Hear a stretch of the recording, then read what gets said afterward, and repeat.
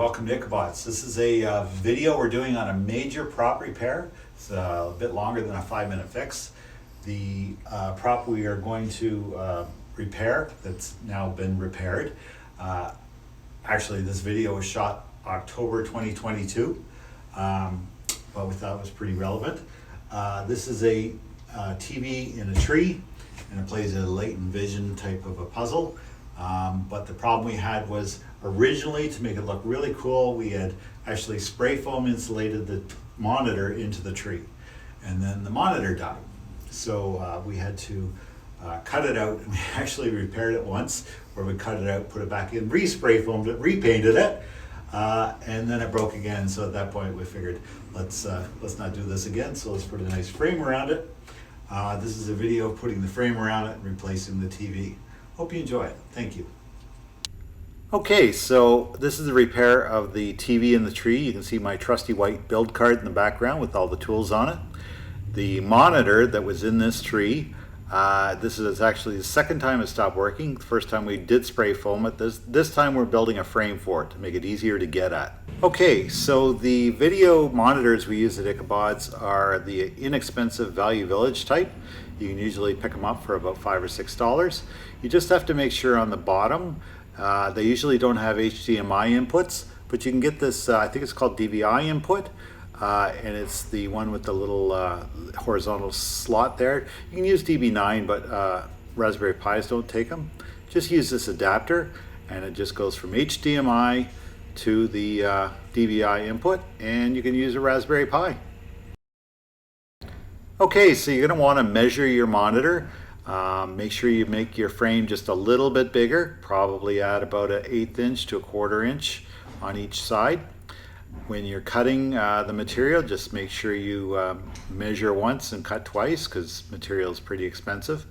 We're using the compound saw here. I really like this chop saw. It gives a great even cut.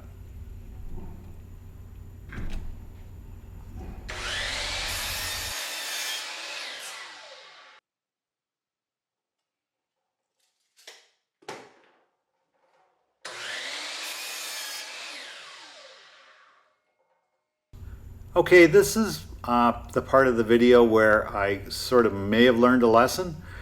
This is one of those cheap Amazon corner drilling kits. It worked. It was just pretty hard to use. The clamps that came with were not good at all. So I've used my big clamps here. But I mean, it worked. It just wasn't the greatest, and I ended up buying a really expensive one for like probably 7 or 8 times the price. But again, it worked, and I didn't even need to do this. It's just something that I did because I wanted to try out the new tool. It probably would have been actually it would have been a lot better if I hadn't used it and if I just sort of screwed or glued them in from the side. But anyway, lesson learned, try new tool. Okay, so you're ready to go to the gluing and the screwing part. Get a good wood glue, set up your frame, make sure it's kind of straight before you do it. And if you want to, you can just smear everything down. I didn't do it on the bottom, or should have, but hindsight's 20/20. Make sure it's pretty good straight, and a good square will help. This is key. Make sure you pre-drill the holes. Especially with pine, if you don't pre-drill the holes, it's going to split on you, and it's just going to give you not as good of a seal. So just pre-drill the holes with a drill bit, about half the size of the screw you're putting in. Here's where we're using our red Robertson number 2 screw. It's a flathead, so it recesses in. You Americans out there, I don't know what you can use, Phillips, but flathead's way better. Just, it is. And there's a close-up of that beautiful Robertson screw. Sorry. Make sure everything's squared up. Put in the pieces that are square just to make sure it's going to be square, and then you can screw in those pieces. It's pretty straightforward. Just staple together the frame after you glue it. It's going to be held pretty well with the screws. I mean, a biscuit joiner would be wonderful on this, but I just didn't have one. So I just made do, and it's lasted, I guess, 2 years since then, so it seems to be pretty good. All right, let's check to make sure that the monitor fits still. Again, it doesn't matter if there's a little bit of extra spacing. You can always use shims to shim it in, but you're going to want to make sure your frame is wide enough to cover over the outside of the monitor, and also the stuff that's underneath. The power button. Some of them have power buttons and things like that at the bottom, so you got to raise the monitor up for that. It looks pretty good. I like to just feel it. It's not rocket science. You can just feel to make sure it's straight, and then pre-drill, and once again use the flathead screws. All right, the moment has come to free the old broken monitor from its styrofoam bounds. I'm using a Sawzall here. Make sure there is absolutely no power on the other side. That's a really good thing. Make sure all your cords are unplugged. There's no power because you just might hit something. The biggest thing too is, like, we had chicken wire in this. It was really tough to get out, but just keep sort of wiggling it around. Make sure to not do more damage than just cutting the TV out of the tree. But you can see it's a pretty intense operation for doing it, just going back and forth, cutting more and more out until finally we get it out. Okay, well, that was a little bit harder than I thought it was going to be, but we did it. Next is to put your frame inside the tree. Good thing about styrofoam, it does have a little bit of give to it, so you, with a little bit of wiggling and prying, you can get it in, and it's in there really solid too.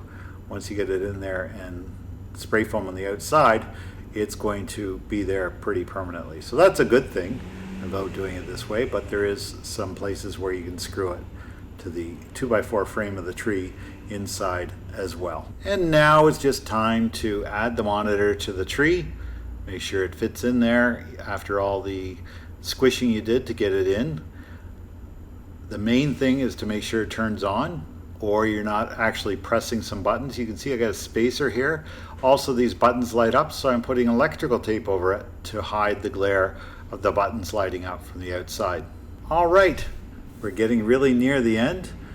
You just want to proportionally space it so you can get the frame on. And I forgot one thing. When you have it on, it's always a good idea to mark it when it's on the table and you get everything right, what is top and what is bottom.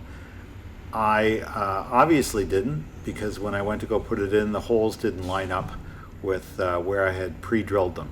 So always remember to make some little pencil indicator lines, and then you won't be stuck like this trying to figure out which way everything goes. And finally, we're going to go up and turn everything on, make sure everything's plugged back in. HDMI is back in. The Raspberry Pi is set to just sort of, when it turns on, boot up to the video, and it just loops it. So it should just come on right here, we'll see.